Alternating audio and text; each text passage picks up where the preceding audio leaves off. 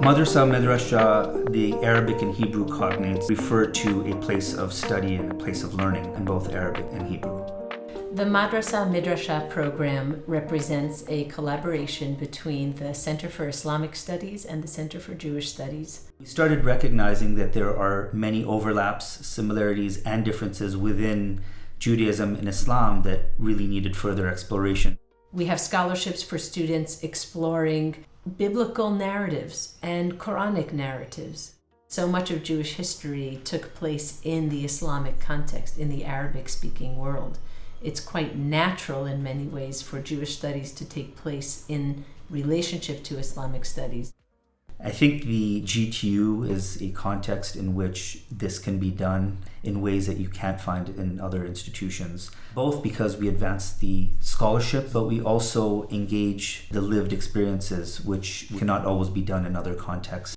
The Madrasa-Midrasha Program places the relationship between Judaism and Islam at the center of a lot of the public programs at the GTU. And I think that's done a great job in helping to reorient a relationship to Judaism as a religion that doesn't only exist as a predecessor to Christianity, but as a religion that actually, in many ways, matured in relationship to Islam. And the fact that it attracts not just Muslim and Jewish students, but attracts many Christian students, Buddhists, Hindus, people of other faith or no faiths. We often forget of the long history of Islam in America and Muslims in America here right from the start of the nation and before that.